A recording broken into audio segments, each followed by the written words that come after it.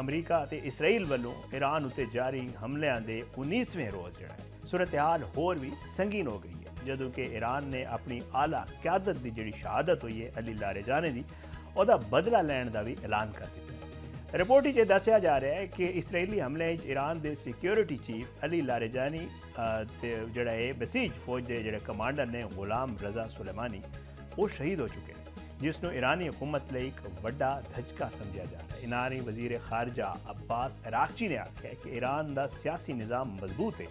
तो इन्होंने हमलों का भरपूर जवाब दिता जाएगा। ईरान ने जवाबी कार्रवाई करते हुए इसराइल उत्ते मिसाइल हमले किए, जिस के नतीजे तल अबीब के नज़दीक रमात गंज एक इमारत में जोड़ा है वो शदीद नुकसान पहुँचा तो 2 बंदे वो जोड़ा है वो हलाक भी हो गए थे। ईरान ने अपने सिक्योरिटी चीफ अली लारेजानी की शहादत तो बाद इसराइल उत्ते मिसाइल हमलों का एक नवा सिलसिला जारी किया, जिसके नतीजे तल अबीब जानी तो माली नुकसान दी इतलात भी आ रही हैं। ईरानी पासदारान इनकलाब के मुताबिक ऑपरेशन वादा सादिक 4 के तहत इसराइल के खिलाफ हमलों की 61वीं जी लहर है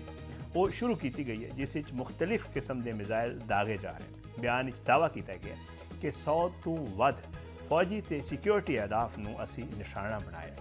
ईरानी सरकारी मीडिया दस रहा जनाब कि हमलों के जोड़ा है वो क्लस्टर वार हेड वाले मिसाइल भी इस्तेमाल किए गए और रिपोर्ट के मुताबिक तल अबीब कई गड्डियां जड़ियाँ वो तबाह हुई, कई जड़ा है जगह उत्ते अग भड़क उठी तो इमारतों को शदीद नुकसान पहुँचा। इसराइली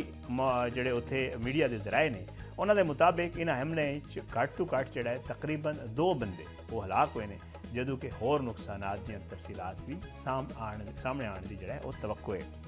ये तनाज़ा जोड़ा है वो सिर्फ ईरान तो इसराइल तक महदूद नहीं रहा, बल्कि पूरा मशरक वस्ता जोड़ा है वो ये लपेट ही आ चुके हैं। ईरान और उसके इतिहादी ग्रुपों वालों सऊदी अरब, कुवैत, उर्दन ते होर खलीजी जोड़े मुल्क ने उन्होंने भी मिसाइल ते ड्रोन हमले किए जा रहे हैं। खलीजी मुल्कों ने इन्होंने हमलों को नाकाम बनाने का दावा भी किया है, जदों कि कुछ इलाकों धमाकों दी आवाज़ा भी जोड़ा है वो सुनिया जा चुकियां ने। कतर और मुतहदा अरब इमारात फजाई दफाई निज़ाम भी मुतहरक रहा है इन्होंने दिनों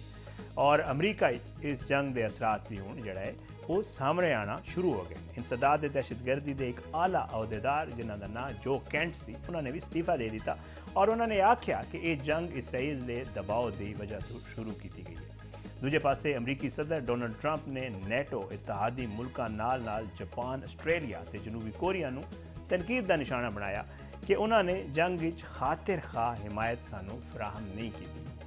ईरान के पासे अगर वेख्या जाए तो ईरान के जोड़े वजीर सेहत ने वजारत सेहत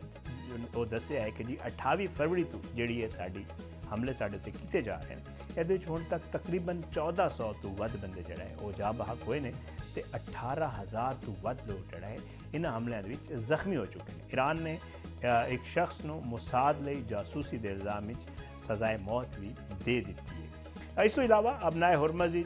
जुजवी तौर पर जहाज़ों की आमदरफ्त बहाल हो गई है, ताहम तेल की तरसील ते पैदावार शदीद मुतासर हुई है। ईरान के वजीर खारजा अब्बास अरागची का यह कहना है कि खलीजी मुल्कों के शहरियों के इलाकों के नज़दीक होने वाले जोड़े हमले ने उसकी जिम्मेदारी जो है अमरीका उत्ते आयद होती है। अरब मीडिया को दिते गए एक इंटरव्यू में अब्बास अरागची का यह कहना सी कि अमरीकी अफवाज ने अपने फौजी अड्डियां तो निकल के शहरी इलाकों ते होटलों मुंतकिल होना शुरू कर दिता है, जिस दे बायस ये जगह जड़ियाँ ने वो ही निशाने उत्ते आ गई ने ते आबादी के करीब सन इस हस्ते इन्हों निशाना बनाया गया है। उन्होंने आख्या कि जिथे जिथे अमरीकी अफवाज या उन्होंने तनसीबात मौजूद होंगे ईरान ते ईरान जोड़ा उन्होंने जरूर निशाना बनाएगा, पर यह मुमकिन है कि कुछ एहताफ शहरी इलाकों के करीब होन जिस नाल मकामी आबादी को जोड़ा है वो नुकसान ते मुश्किलात का सामना करना पिया हो। ईरान ने अमरीका ते इसराइल नाल जारी जंग के दौरान खलीजी मुल्कों उत्ते मिसाइल ते ड्रोन हमलों का एक नवा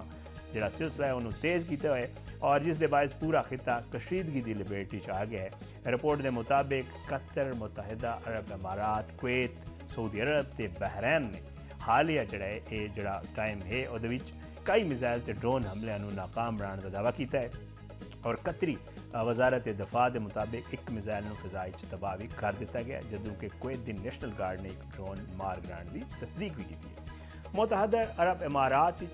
फ़ज़ाई दफाई निज़ाम को मुतहरिक वेख्या गया और दुबई समेत मुख्तलिफ इलाकों जो है धमाकों की आवाज़ा भी सुनने को मिली हैं जिथे मिसाइल हमले किए गए हैं और हुकाम दस रहे हैं कि ये धमाके जड़े वो दिफाई कार्रवाइयां के नतीजे होए। सऊदी अरब ने भी मशरकी इलाके एक ड्रोन को तबाह करने का ऐलान किया है, जदों कि बहरैन ने जंग के आगाज़ तो हुण तक सैकड़ा मिसाइल ते ड्रोन्स को नाकाम बनाने का दावा किया है। और ईरान के खिलाफ ये जी जंग जारी है, इहदे दौरान इत्तेहादी मुल्कों वालों मदद दियां दरखास्तां जिहड़ियां मुस्तरद होईयां ने और ट्रंप हुण फस चुकिया है। तो इन्हां दरखास्तां मुस्तरद होने के बाद अमरीकी सदर डोनाल्ड ट्रंप का यह कहना है कि अमरीका नूं किसी की मदद की लोड़ नहीं। वाइट हाउस सहाफियां नाल गलबात करते उन्होंने कहना सी कि एक ताकतवर मुल्क होने के नाते अमरीका अपने फैसले आप करने की सलाहियत रखता है, तो सानू जड़ा किसी बैरूनी मदद की लोड़ नहीं। उन्होंने नैटो उत्ते भी तनकीद करते हुए आख्या कि इत्तेहाद इस वेले वड्डी गलती कर रहे हैं, तो उन्होंने इस सूरत हाल अमरीका के नाल खड़ा होना चाहिए। दूजे पासे फ्रांसीसी सदर एमैनुअल मैक्रोन ने अबनाए हुरमज़ बारे किसी फौजी कार्रवाई शामिल ना होने के बयान उत्ते भी रद्दमल देंदे हुए जड़ा इन्होंने दिता सी फ्रांसीसी सदर ने उहदे ते ट्रंप का यह कहना सी कि जी मैक्रोन जल्द अपना ओहदा छोड़ देने। ट्रंप ने जापान, आस्ट्रेलिया ते जनूबी कोरिया का हवाला देंदे हुए भी कहा कि ये मुल्क अमरीका के मौकफ नाल मुतफिक सन, पर मुश्किल वक्त उन्होंने भी अमली मदद फराहम नहीं की। ये सब कुछ एक पासे चल रहा है, हमले भी जारी ने, लबनान से भी हमले जारी ने, और दोवां पासे जड़ा है वो ये भी दसिया जा रहा है कि जोड़े हाई वैल्यू टारगेट्स ने उन्होंने भी असी अचीव कर लिया है। एक पासे ईरान के खामनाई सुप्रीम लीडर खामनाई, उसके बाद जोड़े दूजे सुप्रीम लीडर बने उन्होंने भी इसराइल दावा कर रहे हैं कि जी असी निशाना बनाया, और नाल अली लारेजानी सिक्योरिटी चीफ और उसके अलावा दूजे जोड़े उन्होंने कमांडर सन उन्होंने भी जोड़ा है इस मामले में जाम भाग होने के इतलात ने। नेतन्याहू दी हलाकत और उन्होंनी फैमिली की हलाकत के हवाले नाल भी ईरान और पासदाराने इनकलाब जो दावे कर रहे हैं। इस सारी सूरत हाल किहड़े पासे जा रही है, और जी ईरान और अमरीका कशीदगी है ये वधेगी, मजीद तवालत अख्तियार करेगी, मशरक़ वुस्ता के उत्ते देखिए असरात पै रहे हैं।